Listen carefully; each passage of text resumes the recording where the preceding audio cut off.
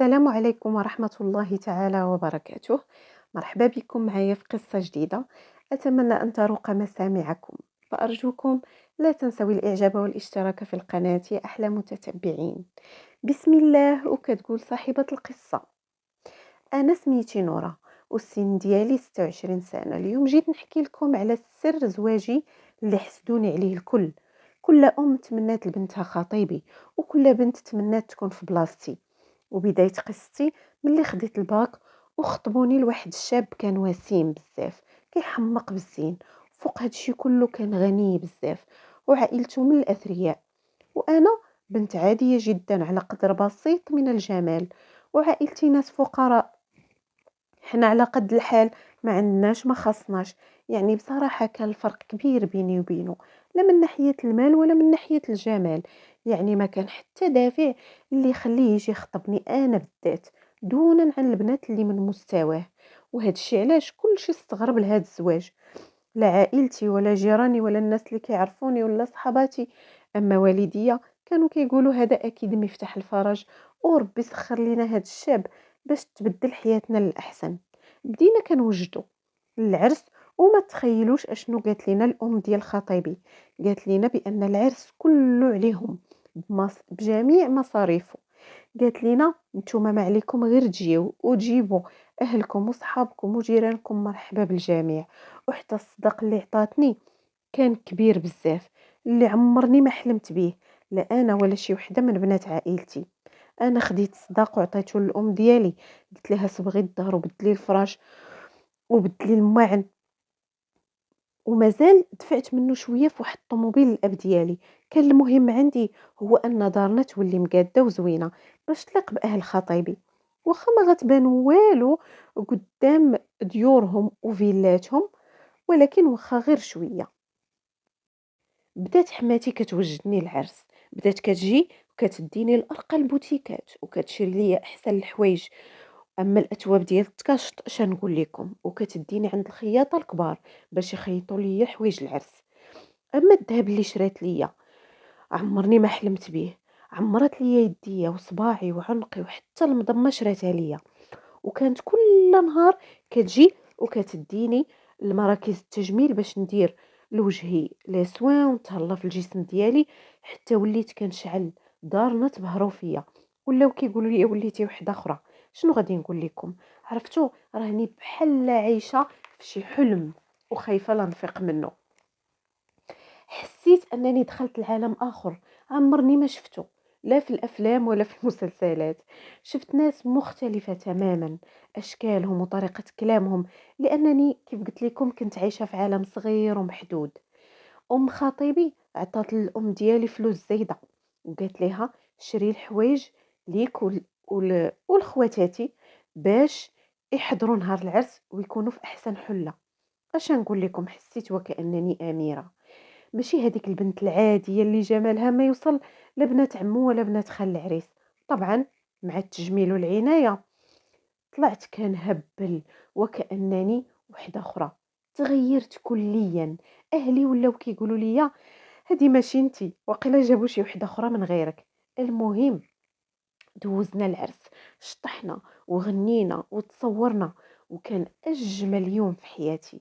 كنت طايرة من الفرحة، ولكن قلت في خاطري دابا راجلي أجمل مني وأحسن مني، ومع ذلك كيمدح في جمالي وفي أناقتي. يمكن غير حنت دايرة المكياج، عندك غير نحيدو وما نبقاش نعجبو.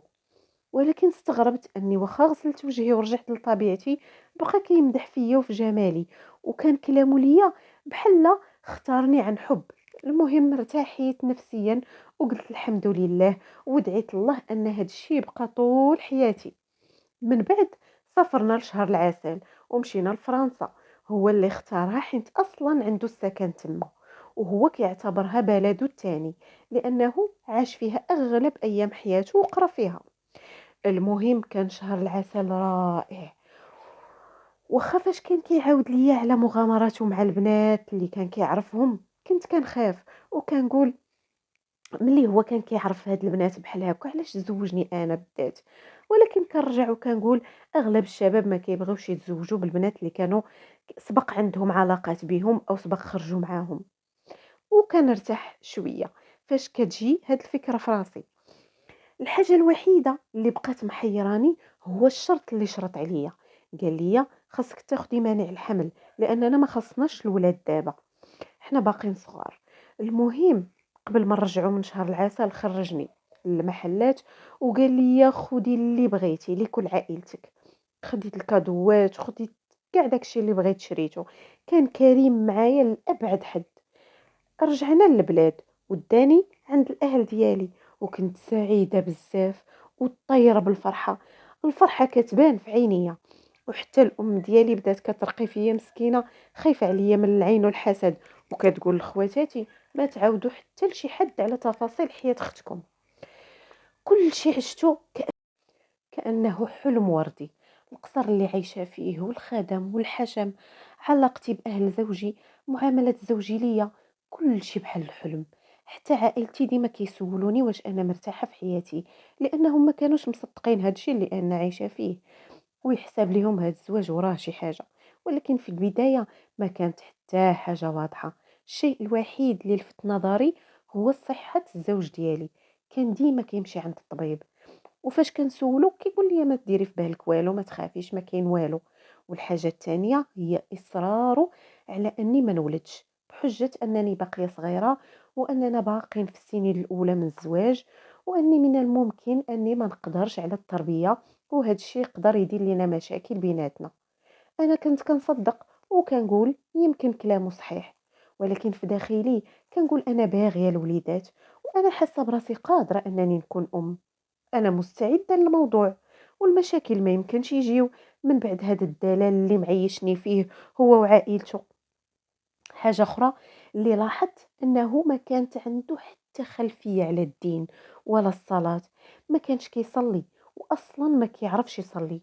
وكان فاش كيشوفني كنصلي كيبقى يشوف فيا، وفاش كنقرا القرآن كيشجعني وكيقول لي كملي. كنت ديما كنسولو علاش ما كتصليش، كان كيقول لي بانه قرا في مدارس اجنبيه وغلب سنين حياته عاشها في الخارج، واهله ما حرصوش على تعليمه الدين الاسلامي. قلت ليه انا غادي نعلمك، ولكن غادي تنضبط معايا. وفعلا علمته كيفاش يتوضا ويصلي، وعلمته كل حاجه كنعرفها على الدين علمتها ليه. وكان متلهف باش يعرف ويتعلم، وكان كيطبق اي حاجه كنوريها ليه. وشحال من مره كندخل عليه كنلقاه كيصلي بخشوع وكيبكي بزاف. كنت كنستغرب، ولكن ما كنلقى حتى تفسير. دازت عامين على زواجنا، بغيت نولد وليدات، وكانت امي ديما كتلح عليا وكتقول لي يا ولدي راه الولاد هما اللي كيثبتوا الزواج، راه الولاد هما اللي كيشدوا الراجل. ولكن مع كل محاولاتي مع راجلي كان رافض الامر بصفه نهائيه. قال لي يا راسي علاش ما تقوليهاش لحماتك وهي تقنعوا.